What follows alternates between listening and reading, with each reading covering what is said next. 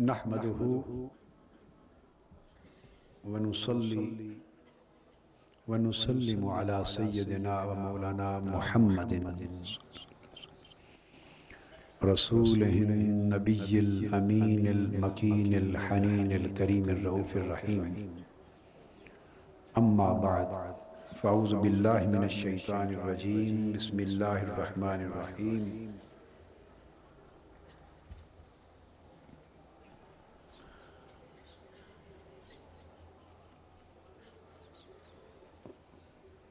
قالوا ادع لنا ربك يبين لنا ما لونها قال إنه يقول إنها بقرة صفراء فاقع لونها تسر الناظرين.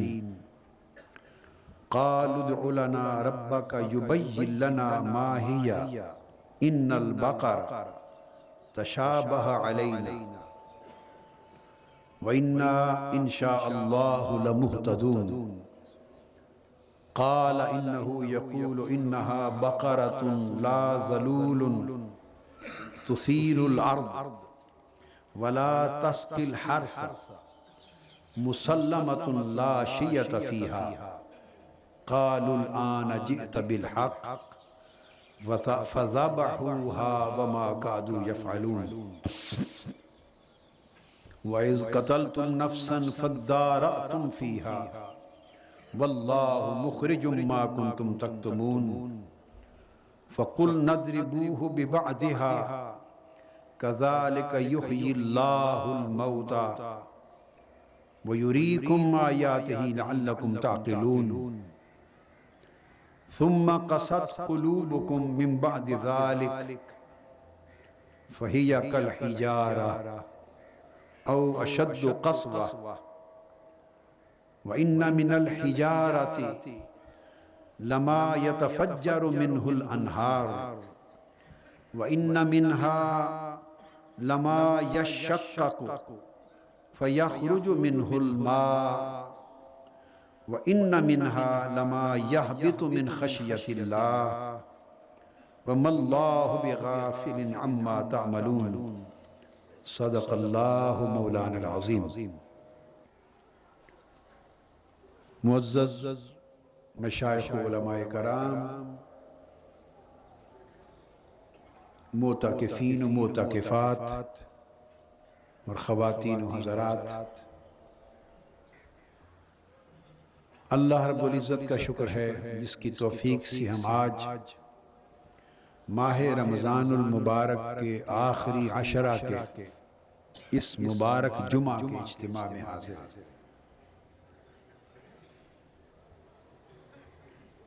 اور یہ معلوم نہیں کہ یہ جمعہ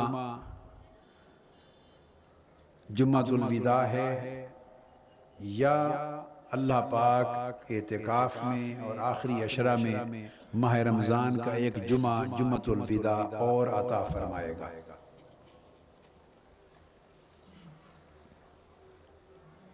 سورہ بقرہ کی جن آیات کی میں نے تلاوت کی،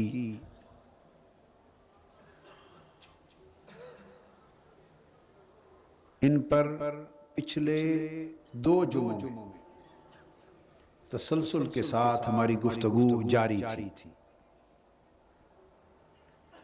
اور ایک مضمون ہے اصلاح نفس کا، تزکیہ نفس کا، جو قرآن مجید کے اس مقام اور اس قصہ کے بیان کے حوالے سے جاری تھا. آج اس کو مکمل کرنا چاہتا ہوں.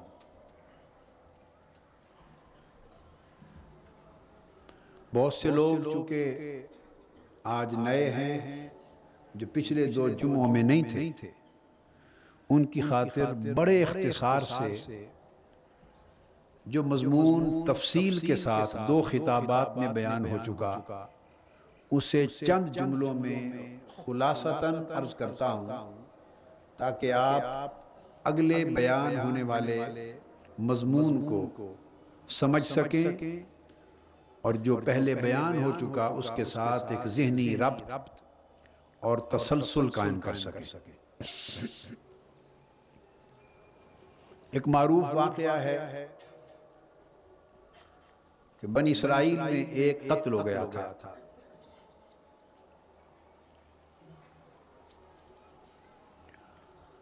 اور قاتل کا پتہ نہیں تھا، لوگ آپس میں جھگڑ رہے تھے۔ انہوں نے سیدنا موسیٰ علیہ السلام سے عرض کیا اور آپ نے وحی الہی سے ان سے فرمایا کہ تم ایک گائے ذبح کرو۔ وہ پھر گائے کی تفصیلات پوچھنے لگے کہ وہ گائے کیسی ہو، تو آپ نے فرمایا کہ وہ گائے بوڑھی بھی نہ ہو اور بالکل کم عمر بھی نہ ہو، درمیانی عمر کی صحت مند ہو۔ اس سے مراد کیا ہے، اس پر پہلے خطاب میں تفصیلی گفتگو گزر چکی، اب اسے نہیں دہرانا چاہتا۔ انہوں نے پھر سوال کیا کہ اس گائے کا رنگ کیا ہو، تو آپ نے فرمایا کہ اس گائے کا رنگ زرد ہو، اور زرد رنگت خوب گہری ہو، جاذب نظر ہو، دیکھنے والوں کو بھلی لگے۔ اس زرد رنگ سے کیا مراد ہے، اس کی تفصیل بھی پچھلے جمعۃ المبارک کے بیان میں گزر چکی، اب وہ بیان تفصیلاً نہیں دہرانا چاہتا، اختصار سے اتنا کہنا چاہتا ہوں کہ واقعہ جو تفاسیر میں آیا ہے بنی اسرائیل کے اس قتل کا، اور حکم یہ دیا جا رہا تھا کہ اس گائے کو قتل کر کے اس کا ایک ٹکڑا اس مردہ کو ماریں، وہ زندہ ہو جائے گا۔ تو گائے کے اس واقعہ کی وجہ سے جو ظاہری سبب ہے، وجہ تسمیہ ہے، اس سورت کو سورہ بقرہ کہا گیا۔ بقرہ عربی میں گائے کو کہتے ہیں۔ واقعہ تفاسیر میں یوں آیا ہے کہ ایک بزرگ شخص تھا بنی اسرائیل کا، اور مالدار بھی تھا، متمول تھا۔ اس کا ایک جوان بیٹا تھا، اور وہ جو جوان بیٹا تھا وہ قتل ہوا تھا، اور قتل کیا اس کے چچا زاد بھائیوں نے، اس کے کزنز نے، اس کے باپ کے بھائی کے بیٹوں نے، اولاد نے قتل کیا۔ مقصد حسد تھا، بنیاد اس کی حسد تھی، تاکہ جو مال و دولت اس کے پاس ہے اس سے اس کو محروم کر دیا جائے۔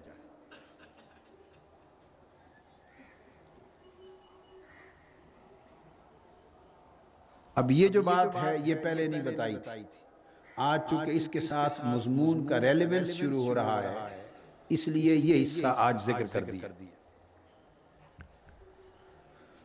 انہوں نے پھر سوال کیا، اور میں یہ قبل اس کے بیان کر چکا ہوں،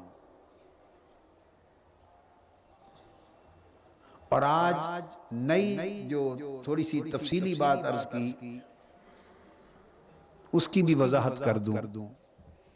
تفسیر عرفانی میں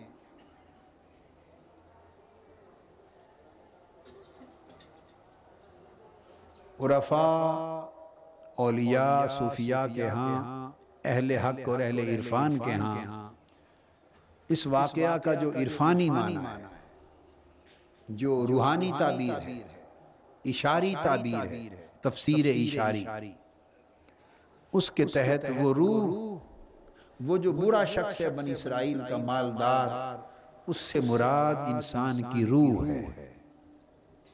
بولیے کیا مراد ہے؟ روح ہے۔ اور اس کا جوان بیٹا جو قتل ہو گیا ہے، روح کا جوان بیٹا دل ہے، تو قلب کو موت لاحق ہو گئی، دل مردہ ہو گیا، قتل کر دیا گیا۔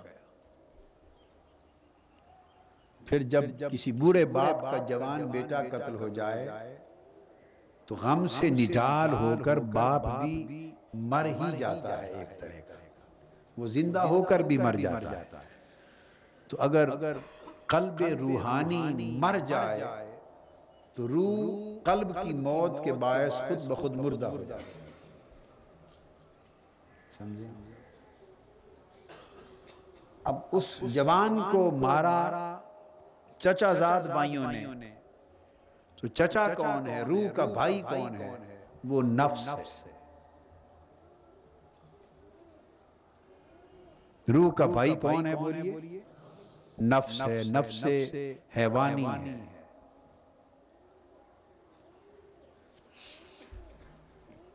روح اور نفس دونوں بھائی ہیں، ایک صالح ہے ایک فاسد ہے، ایک میں نیکی غالب ہے ایک میں برائی غالب ہے، مگر دونوں جوہر عقل یعنی روح القدس کی اولاد ہے، دونوں کا باپ ایک ہے، روح القدس یعنی مالائے اعلیٰ سے دونوں منتقل ہوئے، مالائے اعلیٰ سے دونوں منتقل ہوئے۔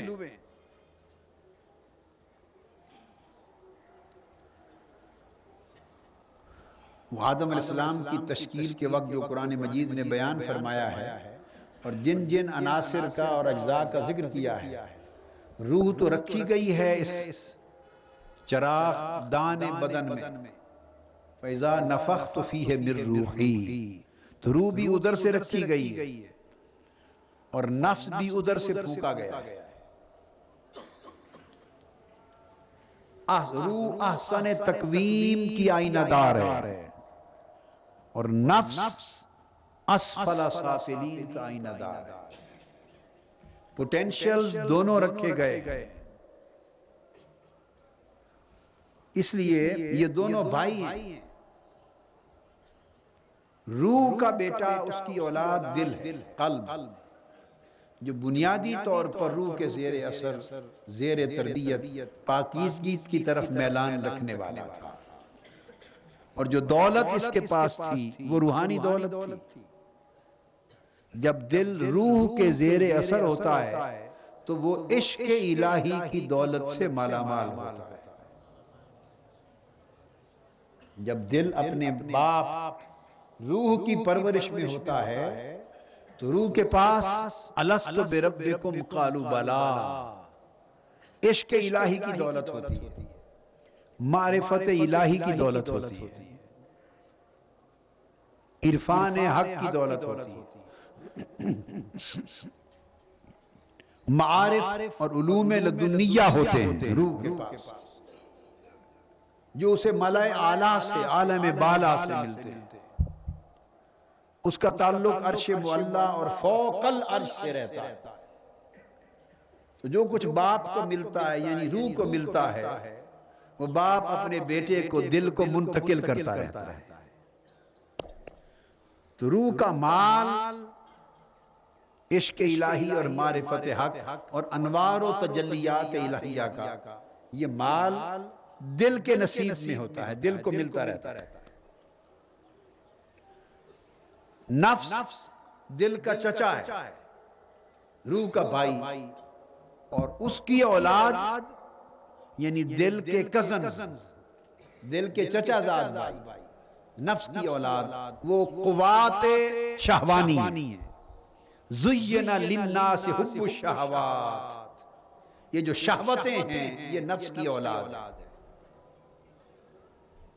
قوت شہوت، قوت حسد، قوت غضب، قوت حقد، قوت تکبر، قوت عناد و عداوت، یہ جو دوسروں سے حسد کرنا، بغض کرنا، عناد رکھنا، عداوت رکھنا، جلنا، برا سوچنا، نقصان کا سوچنا، پھر شہوت پرستی، یہ جو سارے منفی رجحانات ہیں طاقتور، یہ نفس کی اولاد ہے، نفس کی اولاد ہے اور انہی شہوتوں اور خواہشوں سے نفس مزین ہے. زین للناس، یہ نفس کی زینتیں ہیں جو اس کو اچھی لگتی ہیں، اور ان کا گھر بدن ہے. ان کا گھر رہائش کا سارا پتہ بتا دیا نا، اور نسب بھی، پتہ بھی، خاندان بھی، رشتہ داریاں بھی. اور یہ ساری رشتہ داریاں، عطا پتہ، خاندان، یہ سب کچھ ہمارے اندر ہے. سب کچھ ہمارے اندر ہے. فی انفسکم افلا تبصرون، یہ سب کچھ تمہارے اندر ہے، آنکھ کھول کر دیکھتے کیوں نہیں ہو؟ سنریہم آیاتنا فی الآفاق وفی انفسہم، ہم اپنی ساری نشانیاں ان کو دکھا دیں گے، کبھی باہر کی دنیا میں، اور جن کو اندر جھانکنا آ جائے گا انہیں اندر ہی کی دنیا میں دکھا دیں گے. تو اس کا مطلب یہ ہے کہ فرشتے بھی باہر بستے ہیں، شیطان بھی باہر بستے ہیں، اور ملکوت جیسی صفتیں، فرشتوں جیسی صفتیں، ایک طرح کے فرشتے، استعارتاً فرشتے کہہ لیں، وہ اندر بھی بستے ہیں اور شیطان بھی اندر بستے ہیں. ایک عرش وہ ہے جو آسمانوں سے ماوراء ہے، ایک عرش وہ ہے جو انسان کے سینے کے اندر بھی ہے، ایک فرش وہ ہے جس پہ ہم رہتے ہیں، اور ایک فرش انسان کے من کے اندر بھی ہے. تو یہ عالم انفس میں بھی ایک آفاق ہے.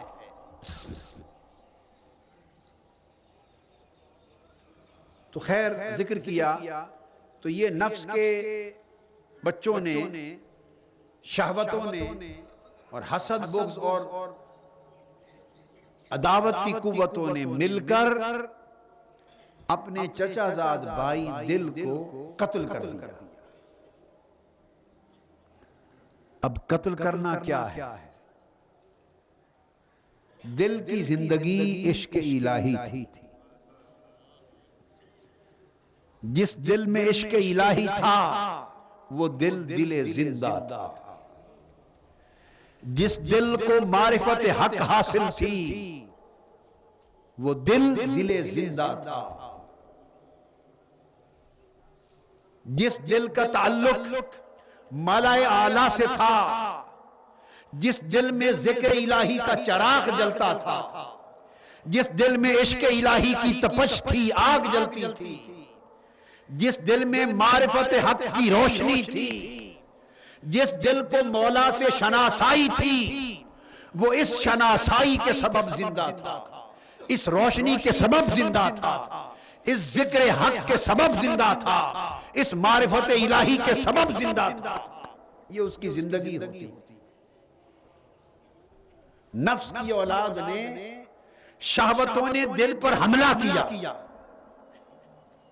چچا زاد بھائیوں نے دل پر حملہ کیا، شہوت دل پر حملہ آور ہوئی، قوت غضب دل پہ حملہ آور ہوئی، جاہ و منصب کی تمنا حملہ آور ہوئی، مال و دولت کا حرص حملہ آور ہوا، حقد اور حسد حملہ آور ہوا، شہوتیں، نفس کی خواہشیں، یہ دنیاوی خواہشیں، یہ مکر، یہ سارے لشکر مل کر پاکیزہ چچا زاد بھائی دل پر حملہ آور ہوئے، اور حملہ کر کے اس دل سے انہوں نے عشق الہی چھین لیا.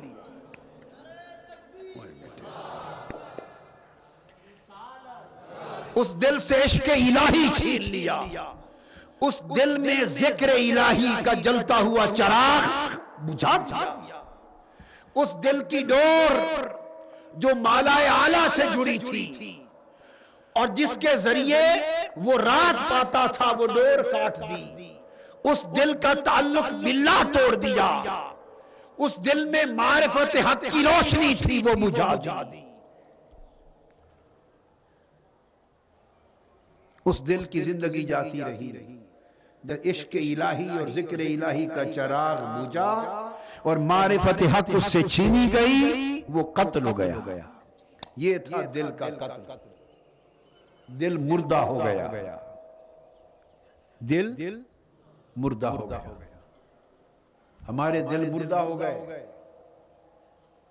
دل مردہ ہو گئے۔ بنی اسرائیل کے لوگ جھگڑنے لگے کہ قاتل کون ہے، کون اس جوان کو مار گیا۔ ہمارے فکر جھگڑنے لگے، ہماری سوچیں جھگڑنے لگی، ہمارے تصورات جھگڑنے لگے، افکار اور تخیلات جھگڑنے لگے۔ ہم سوچ کی دنیا میں گم ہو گئے کہ کون دل زندہ کو مردہ کر گیا۔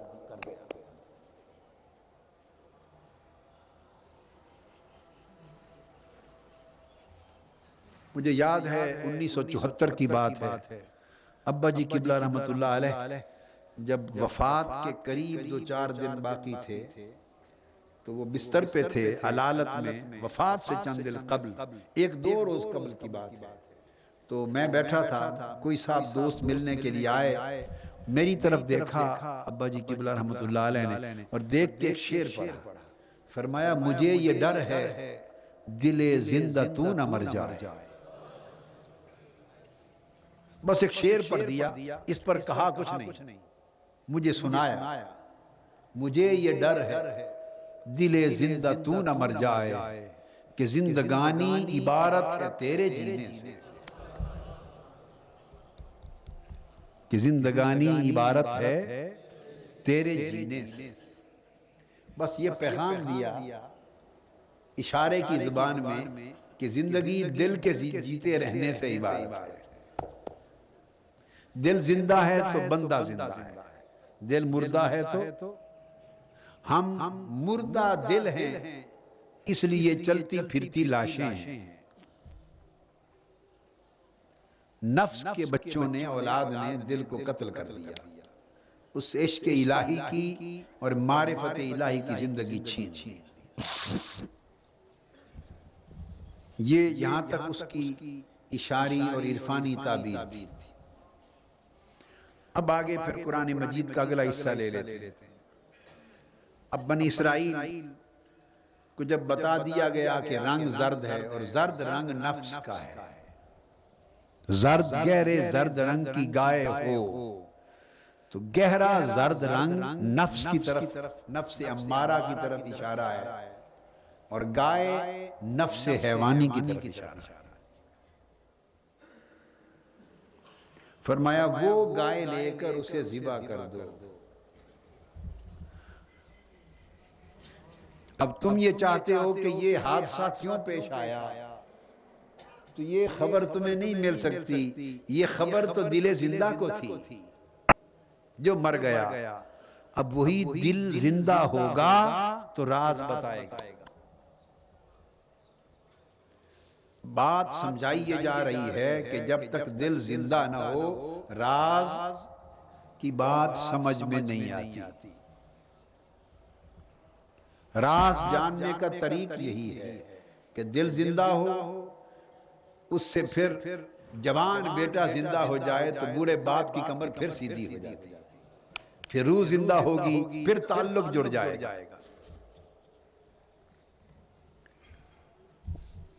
تو انہوں نے پوچھا کہ ہمیں کچھ اور وضاحت کریں، وہ گائے کیسی ہو، ہمیں شبہ ہو گیا ہے، مشتبہ ہو گئی ہے گائے۔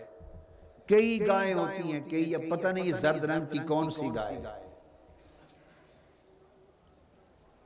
یہ اشتباہ کیا ہے، ہم اس شبہ میں رہتے ہیں، اور ہم یہ سمجھتے ہیں کہ ہر محنت کرنے والا اشتباہ سمجھا رہا ہے،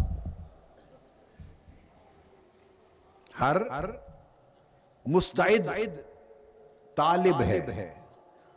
ایسا نہیں ہوتا، ہمیں اشتباہ کیا لگتا ہے، مغالطہ کیا لگتا ہے، وہ سمجھانا چاہتا ہوں۔ بس اسی نقطے پر بات ختم کروں گا تاکہ نماز جمعہ ادا کر لیں۔ ہر مستعد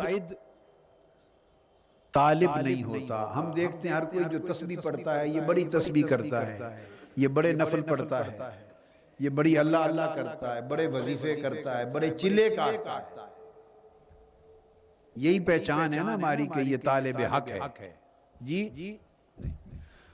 عرفاء کہتے ہیں کہ ہر مستعد، ہر محنت اور ریاضت کرنے والا طالب حق نہیں ہوتا۔ تم نے اس کی تسبیح دیکھی ہے، کیا خبر وہ پڑھ کس کے لیے رہا؟ تم نے اس کے چلے دیکھے ہیں، کیا خبر وہ کس مقصد کے لیے کر رہا ہے؟ تم نے اس کے نفل دیکھے ہیں، ورد وظیفے دیکھے ہیں، کیا خبر وہ وظیفے کس دنیاوی وظیفے کے لیے کر رہا ہے؟ یہ بھی قسمیں ہیں، کچھ لوگ تو محض دنیا کے لیے کرتے ہیں، اور کچھ لوگ یہ ورد وظیفے ایسا کرتے ہیں کہ دیکھنے میں دنیاوی نہیں لگتے، روحانی لگتے ہیں، مگر وہ عام دنیاوی سے بھی بدتر دنیاوی ہوتے ہیں۔ وہ تسخیر کے لیے کرتے ہیں ورد وظیفے کہ لوگوں کے دل آپ کی میری طرف پہ کھینچے آئیں، اسم اعظم پڑھتے ہیں، وظیفے پڑھتے ہیں تاکہ لوگوں کے دل آپ کی طرف راغب ہوں، آپ کے ہاتھ میں آ جائیں۔ وظیفے پڑھتے ہیں، اس طرح وظیفے پڑھتے ہیں تاکہ آپ جو بات کہیں وہ پوری ہو جائے۔ ورد وظیفے کرتے ہیں کہ آپ سیف اللسان ہو جائیں، ورد وظیفے کرتے ہیں کہ آپ کو رزق میں تنگی نہ ہو، ورد وظیفے کرتے ہیں کہ آپ کی یہ خوبی آپ کے اندر آ جائے، مستجاب الدعوات ہو جائیں، آپ کی جو کہیں پورا ہو جائے۔ اب یہ ساری باتیں دیکھنے میں روحانی لگتی ہیں یا نہیں ہیں؟ مگر یہ دنیاوی سے بھی بدتر دنیاوی ہے۔ اہل حق سے پوچھو، یہ ایسی دنیاوی ہیں کہ ان پر پردہ روحانی چڑھا ہوا ہے۔ دنیاوی وظیفے بے اولاد مل جائے، مقدمہ جیت جائیں، کاروبار اچھا ہو جائے، رزق اچھا ہو جائے، امتحان میں پاس ہو جائیں، وسائل زیادہ ہو جائیں، بیماری ختم ہو جائے، شفا یابی ہو، گھر بن جائے، یہ تو کھلے کھلے دنیاوی وظیفے ہوئے نا۔ ان کے کرنے میں تو چلو گناہ بھی کوئی نہیں، دنیاوی ضرورتیں ہیں، آپ کوئی اس حاجت کو پورا کرنے کے لیے کلمات طیبات پڑھ رہے ہیں، اس میں تو منافقت نہیں ہے، مگر وہ ایسے روحانی وظیفے ہیں کہ ان کے اندر دنیا پرستی ہے کہ لوگ میرے پیچھے پیچھے پھریں، ہائے ہائے ہائے، لوگ میرے پیچھے پیچھے پھریں۔ تسخیر عوام کا، تسخیر قلوب کا وظیفہ پڑھ رہے ہیں، دیکھنے میں روحانی ہے، اصل خال اندر سے اصل دنیاوی ہے،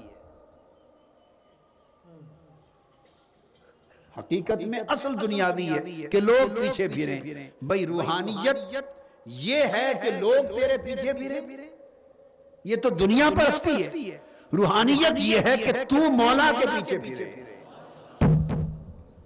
تو لوگوں کی فکر نہ کرے، کوئی تیرے پاس آتا ہے آئے، نہ نہیں آتا نہ آئے، کون آیا کون گیا، اپنا دھیان جب تو مخلوق کی طرف لگائے رکھے گا تو اس فکر میں رہے گا کہ لوگ میرے پیچھے کتنے آئے کتنے نہ آئے۔ یہ دنیا پرستی ہے۔ روحانیت یہ ہے کہ دھیان مخلوق سے ہٹا دے اور تو مولا کے پیچھے پھرے کہ مولا مجھ سے راضی ہوا یا نہ ہوا۔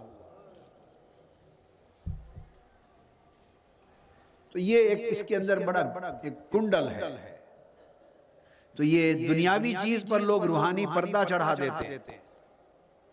یہ ایک نیا قصہ ہے۔ ورد وظیفے کرنا، اس مرض کا وظیفہ کیا، اس مرض کا کیا، اس کا کیا۔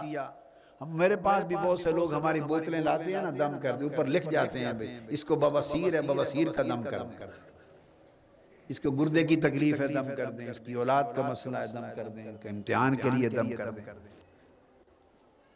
ایک خاتون ہمارے پاس آئی، 2 بوتلیں لائی، بوڑھی عورت تھی، ہماری رفیقہ ہے، غلام زارہ بی بی اس کا نام۔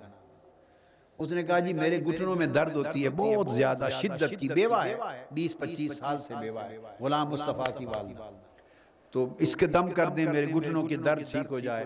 اور دوسری بوتل میری بہو کی ہے، 4 سال ہو گئے بیٹے کی شادی کو، اولاد نہیں ہوتی، اس کا دم کر دیں۔ دم کر دیا۔ جب وہ لینے کے لیے آئی تو بوتلیں ایک جیسے تھی۔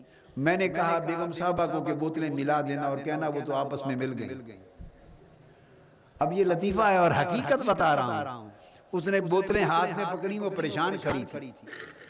تو گھر بیگم صاحبہ نے پوچھا بھئی آپ پریشان کیوں ہیں؟ اس نے کہا جی یہ میں تب بڈھی بیوہ بھی 30 سال ہو گئے میرے شوہر نو میرے میاں نو سائیں نو مریا ایک بوتل سی اولاد دی بچی نو اولاد ہو جائے ایک سی میرے گوڑیاں دی درد دی او میں اگر او دی بوتل دم والی غلی تری پی لئی او دی میری پی لئی پتہ نہیں کی بنے گا. اس نے سمجھا لے ابھی دم سے بیوہ ہو کر دی اللہ معاف کر دے. پھر میں آیا میں نے سمجھایا میں نے کہا بی بی میں تو کوئی مختلف دم میرے پکے پکائے ہوئے نہیں ہیں.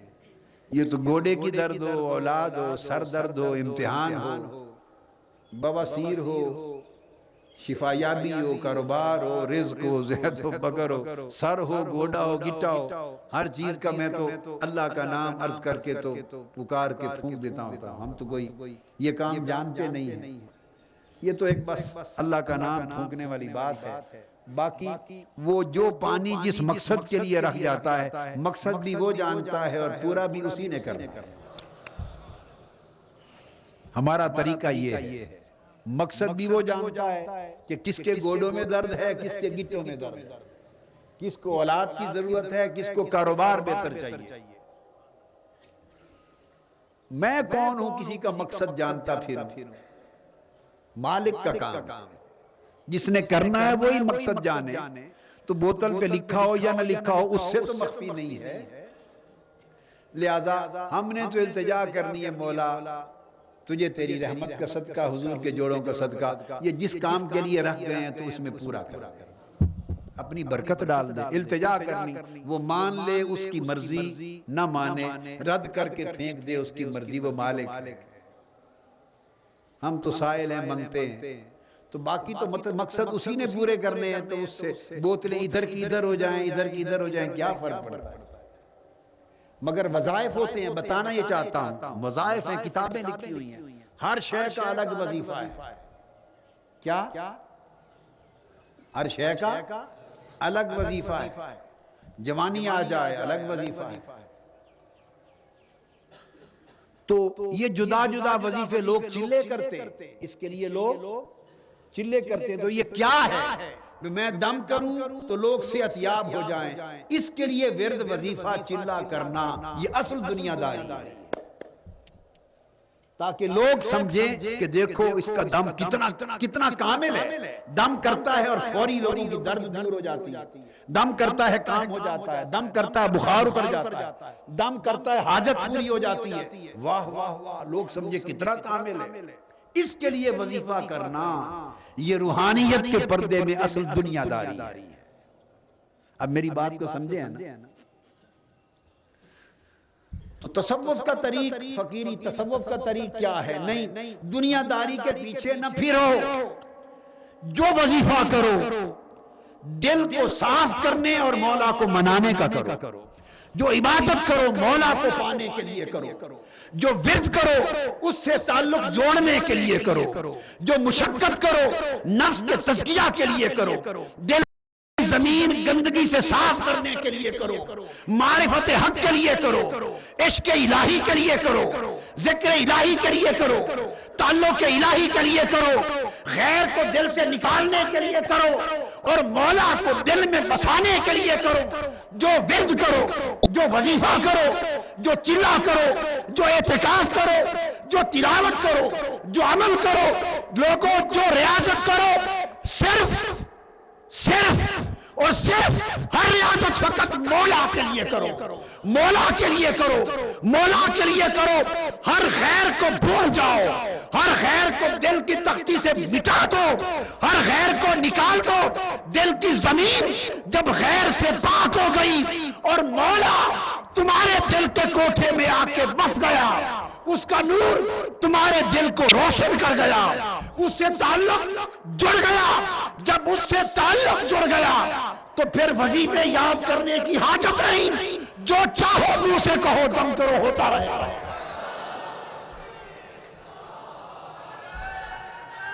جو چاہو پڑھو دم کرو نہ کرو جو چاہو پڑھو تمہاری زبان تکبیر بن جائے گی.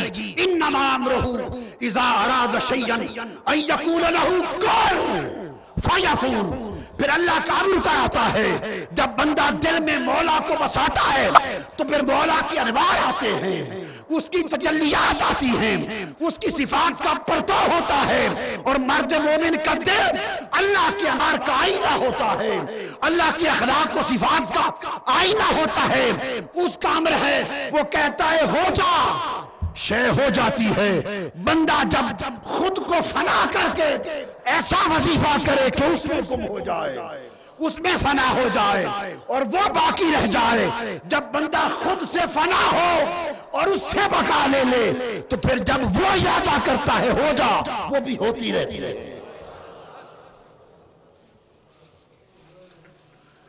اللہ اللہ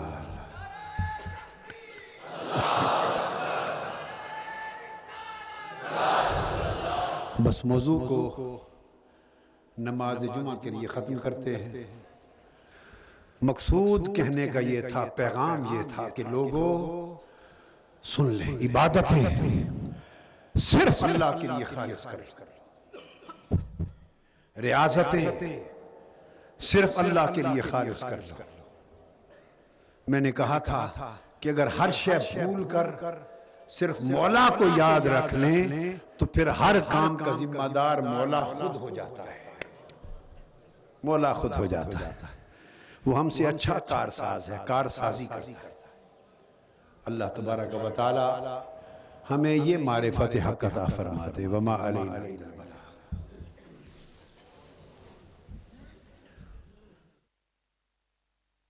ہزار چشم تیرے سنگ راہ سے پھوٹے،